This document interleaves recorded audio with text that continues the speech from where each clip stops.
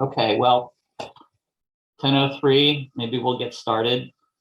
Good morning, everybody. I'm Rod Iwashita. I'm the Chief Harbor Engineer for the Port of San Francisco.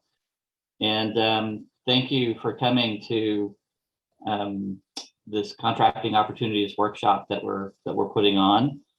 I think it's really important with all of the work that the port is that's upcoming to the port. You know, we've got a resilience program work.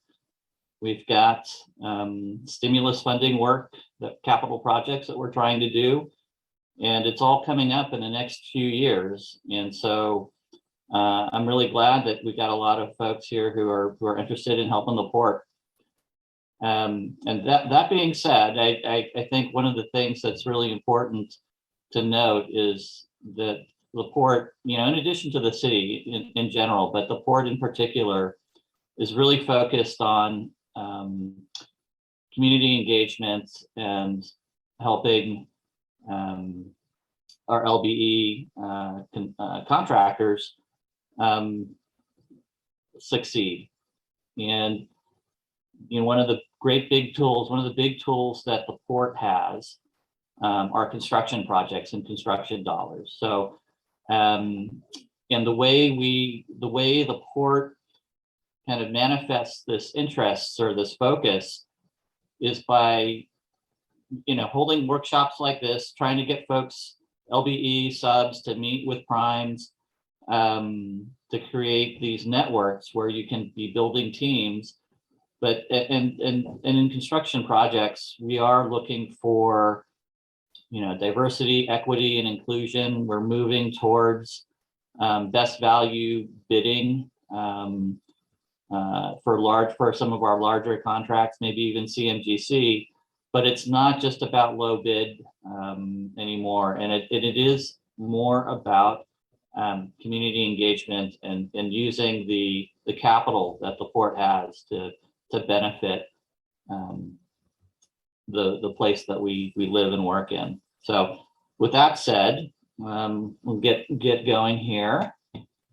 And today's topic is demystifying overwater work. I said this stuff before. Rod Iwashita, the Chief Harbor Engineer for the port. And thanks for attending. Okay. So really feel like the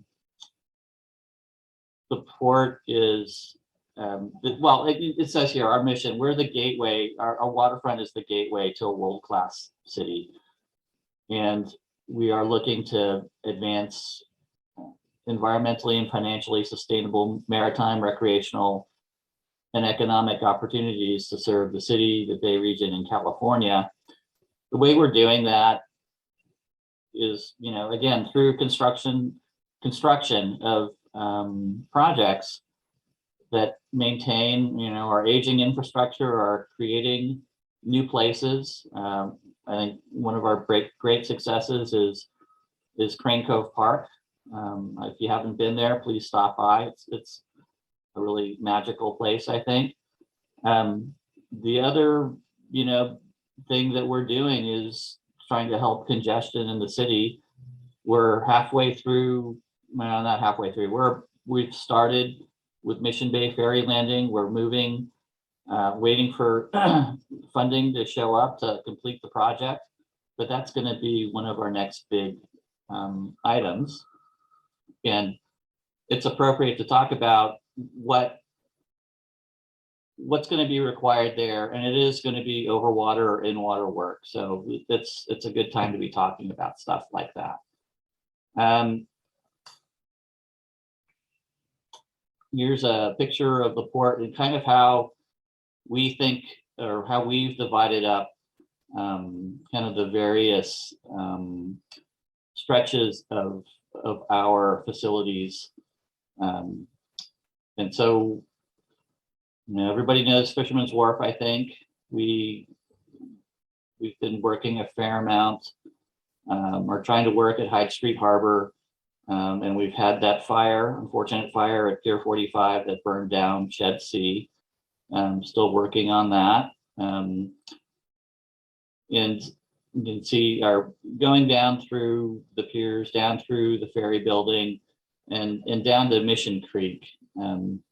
That's the focus of the Waterfront Resilience Program right now, the seawall project, the $425 million bond that was approved in 2018. And we are, we've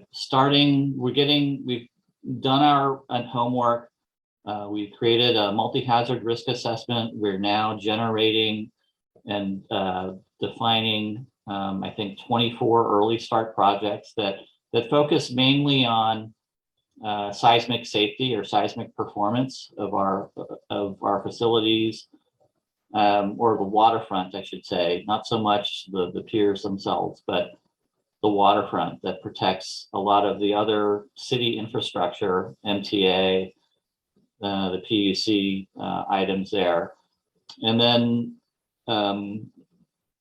for the Mission Bay and Southern Waterfront, we just were almost wrapped up with a Southern Waterfront earthquake assessment. And it's kind of the analog to what was the precursor to the Embarcadero seawall program study, the vulnerability study. So we are making efforts to look at our assets in the Southern Waterfront and what we need to do to protect them in the future. Okay.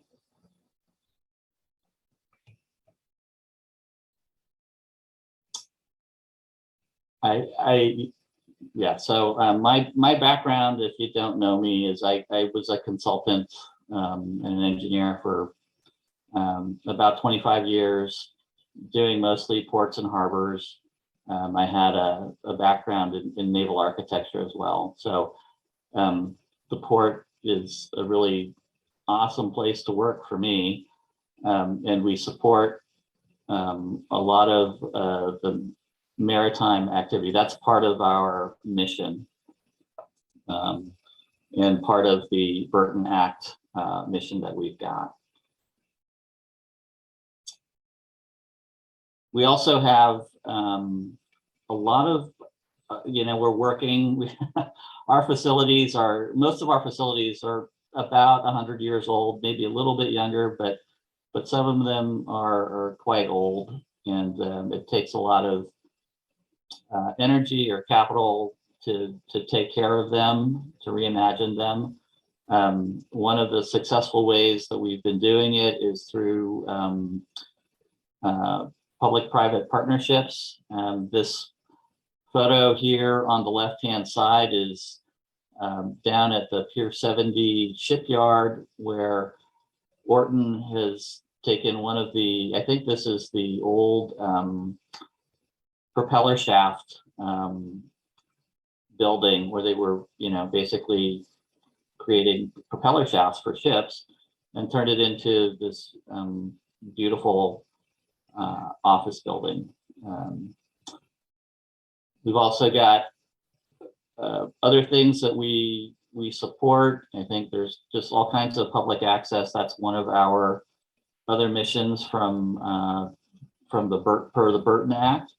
And we are an economic, or what are we? We're an enterprise agency. So we survive on the rents we generate, or the revenue we generate through rents. That goes directly into paying our salaries. It funds our capital projects. And that's just how we work. So we're very focused on being very efficient with our funds.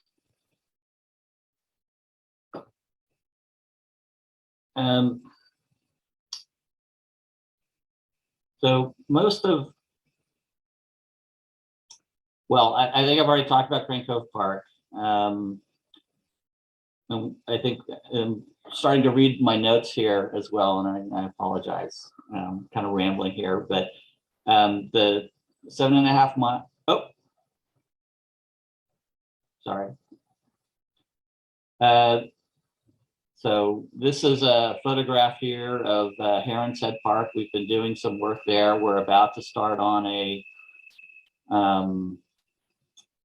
another project to restore the shoreline there. It's a living shoreline. We're putting in reef balls, and making some other improvements to turn what was, I think, intended to be a freshwater marsh, or to recreate the freshwater marsh that we had originally put there, but had been damaged due to erosion from waves and wakes.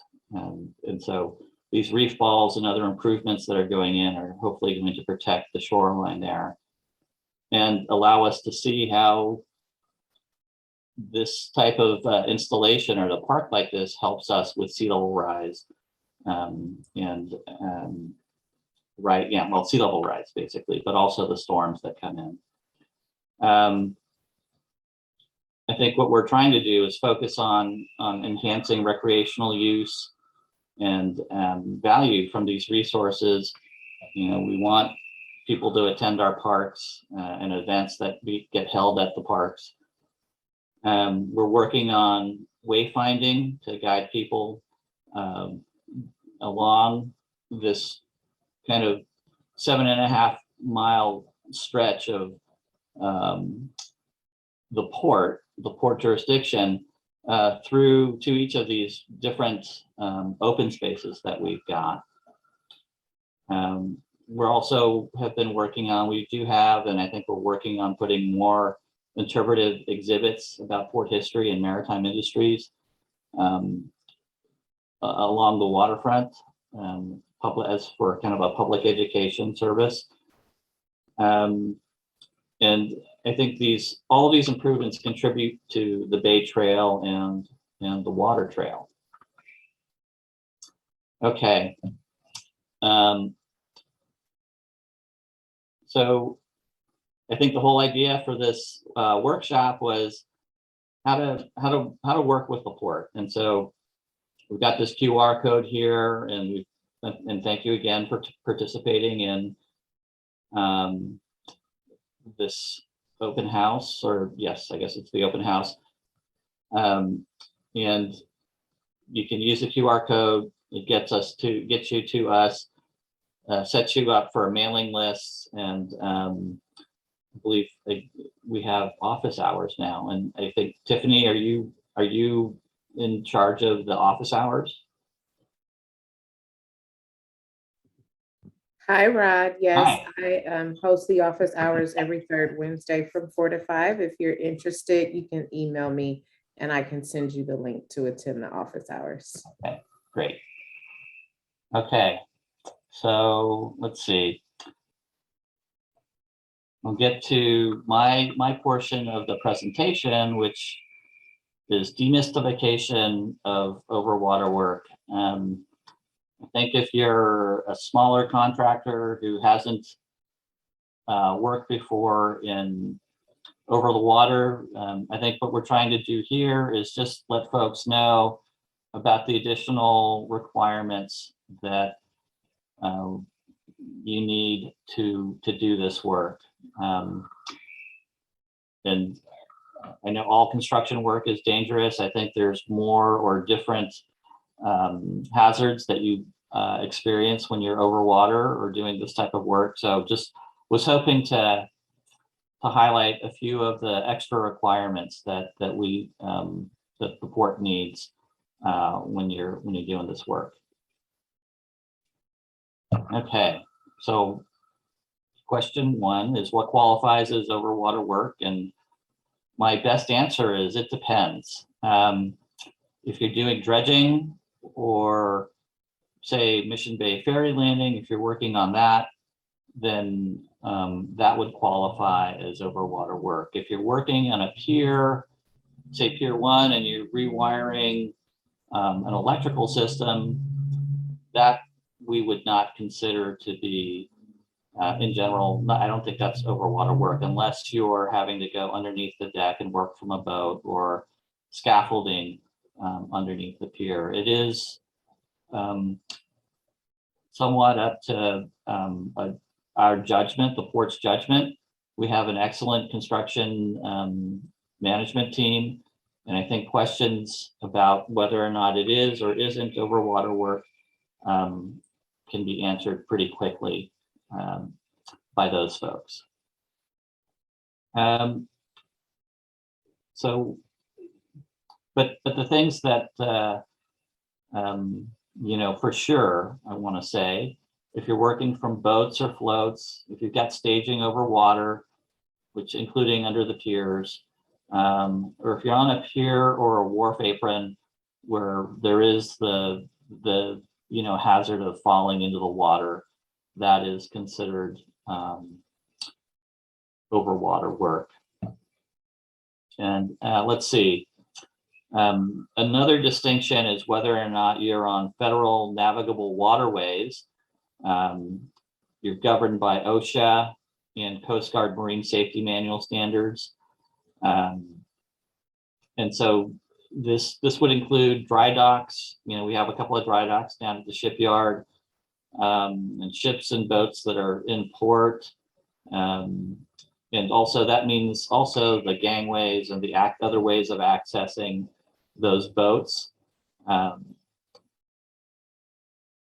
And then fixed overwater structures such as piers or bridges, they're regulated under California OSHA rather than the federal OSHA and Coast Guard requirements.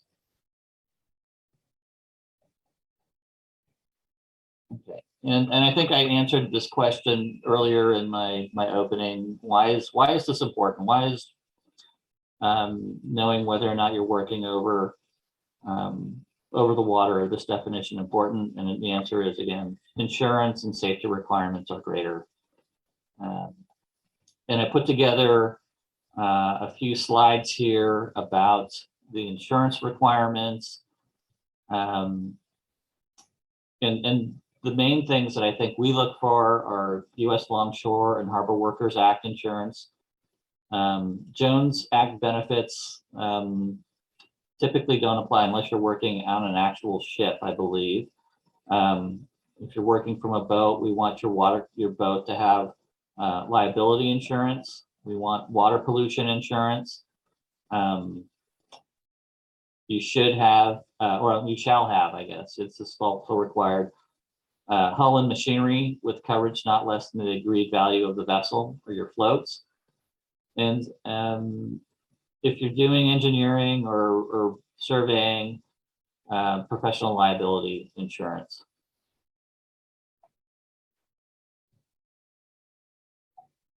This is I scribbled some stuff out of, I borrowed liberally from the U.S. Longshore and Harbor Workers Act. I don't feel like I want to read this. And Tiffany, are we making these excuse me, are we making these presentations available later on? This just feels like data that folks can look up on the web because I was able to.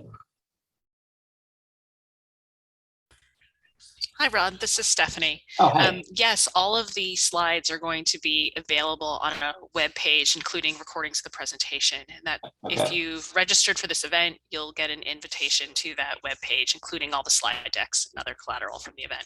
Thanks. Okay. Well, then I would just treat these next couple of slides as information or appendices. I feel like you can look these up. You should just know, if you're new to overwater work, that these are things that you need to be familiar with if you're going to do overwater work. And maybe the next slide here is the additional safety requirements.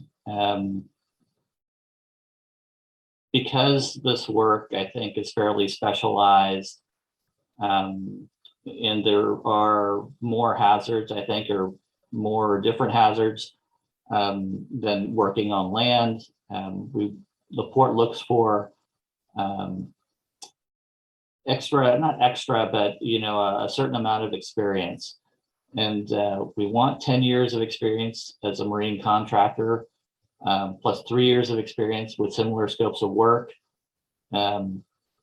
That's not to say that your business itself has to have that experience. If you have staff experience that qualifies you to do the work, we can substitute that in lieu of the company experience.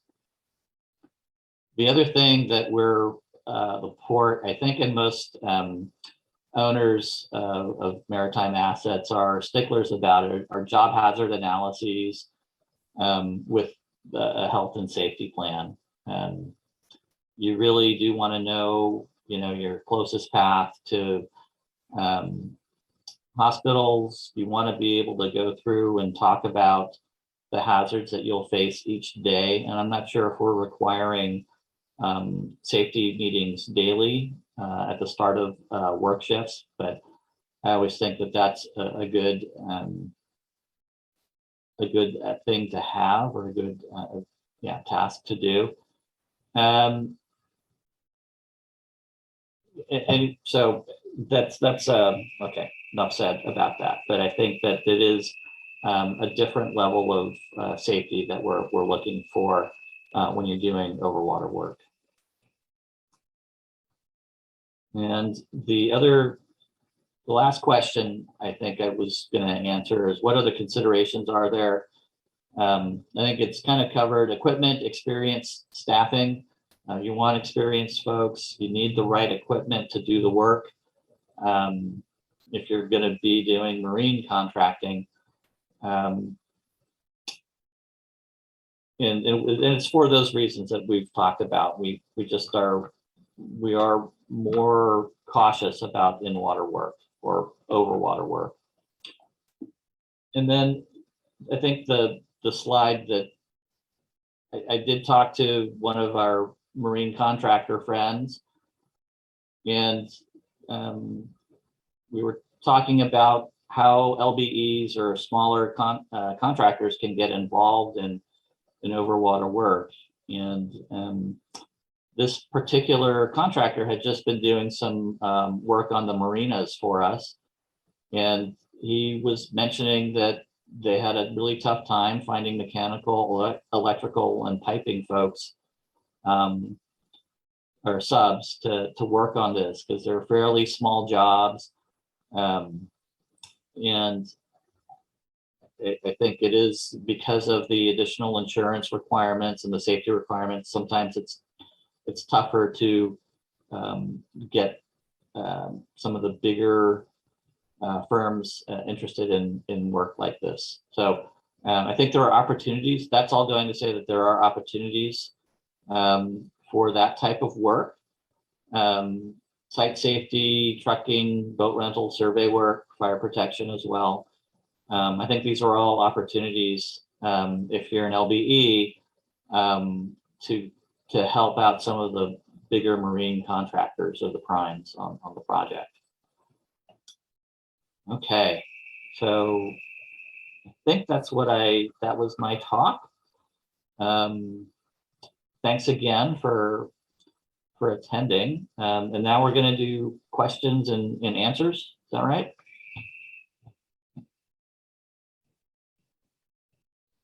Should I stop sharing my screen?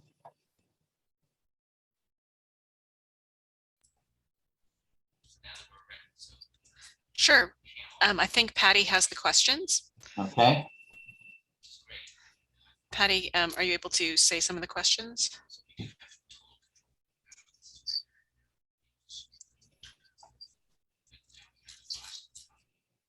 I think maybe Patty's having some sound issues. Oh, okay. So I can help read some of the questions. When do you expect the early questions to come out to bid? The early projects? That's what it says. I would think by the, I'm having trouble. I'm trying to remember the schedule. I think there are approximately 5 or 6 that will be out.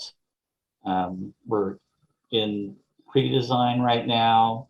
I want to say it's towards the end of the year that we'll be starting to talk about them. But but I will say, okay, well, that's just that question. Maybe I can answer another question that I'll ask myself about federal funding, or ARPA, the American Recovery Plan Act funding, stimulus funding that we're getting. There is a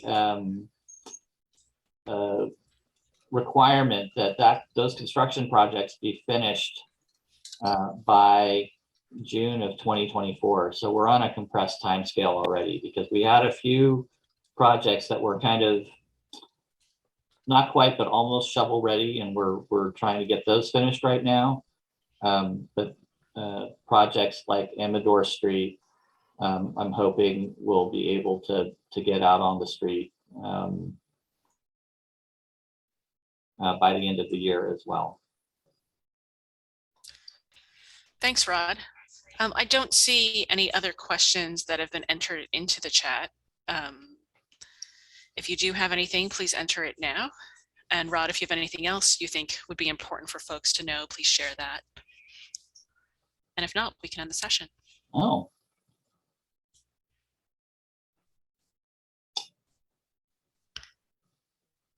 I kind of blasted through these screens. I don't know, is there something that folks want to go back and? I'm not seeing anything at this Okay. time. Okay. Oh, here's a question. How have and will in the future contracts with the port differentiate over water work, additional requirements and costs, in particular for as needed contracts where some work is over water and some work is not? So for construction projects, we typically don't do, I don't think we'll be doing as needed contracts, and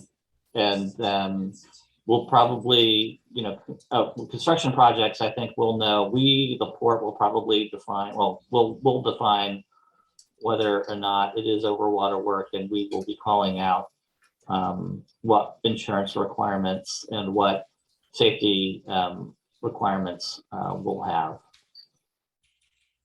And then for professional services types of on-call contracts, the things that I can think of are, like, sometimes we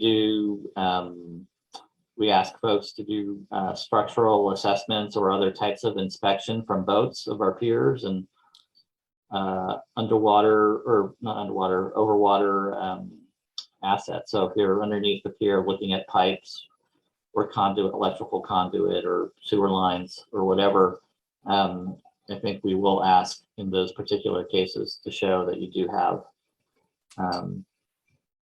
or actually, Stephanie, do we require, for that type of work, would we be requiring USL&H?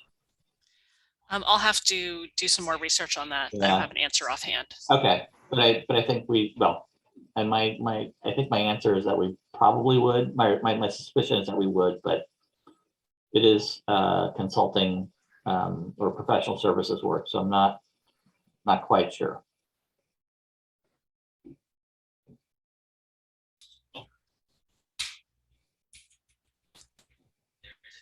Great, Rod. Well, I don't see any other questions at this time. Oh, okay. Okay, well, thanks everybody. Thanks for attending. I hope you learned a little bit, and I hope you made a few contacts with between primes and LBEs. And thank you. With that, thank you, everyone, and goodbye.